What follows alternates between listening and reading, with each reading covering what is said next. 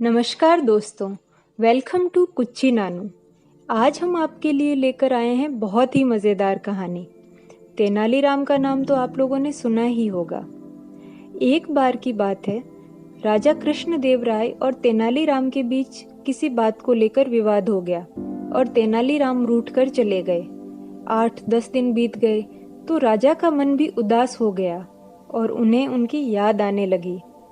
राजा ने तुरंत सैनिकों को तेनालीराम को खोजने भेजा।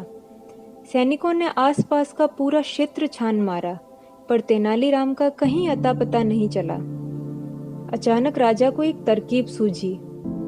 उसने सभी गांवों में मुनादी कराई कि राजा अपने राजकीय कुएं का विवाह रचा रहे हैं। इसलिए गांव के सभी मुखिया अपने अपने गांव के कुओं को लेकर राजधानी पहुंचे।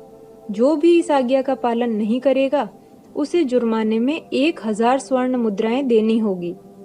सभी मुनादी सुनकर बहुत परेशान हो गए। भला कुएं भी कहीं लाए ले जाए जा सकते हैं, अब करे तो करे क्या। जिस गांव में तेनालीराम भेष बदल कर रह रहे थे, वहां भी यह मुनादी सुनाई गई। उस गांव का मुखिया भी बहुत परेशान था। तेनालीराम समझ गए कि उन्हें खोजने के लिए ही महाराज ने ये चाल चली है, तो उन्होंने मुखिया को बुलाकर कहा, मुखिया जी, आप बिल्कुल चिंता न करें। आपने मुझे अपने गांव में आश्रय दिया है, इसलिए आपके उपकार का बदला मैं चुकाऊंगा।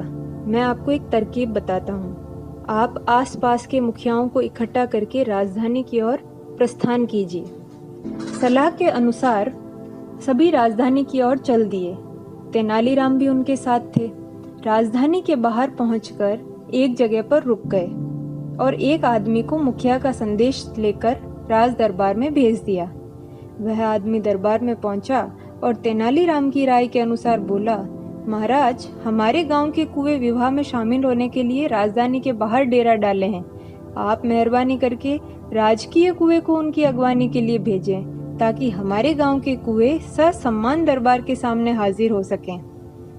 राजा को उनकी बात समझते देर नहीं लगी कि यह जरूर तेनालीराम की ही तरकीब है। तब राजा ने उससे कहा, सच सच बताओ, तुम्हें ये सलाह किसने दी है? तब वह बोले, राजन, थोड़े दिन पहले हमारे गांव में एक परदेसी आकर रुका था, उसी ने हमें ये सलाह दी। उनकी बात सुनकर राजा स्वयं राजधानी से बाहर आए और सम्मान सहित तेनालीराम को दरबार में वापस लाए और गांव वालों को भी पुरस्कार देकर विदा किया।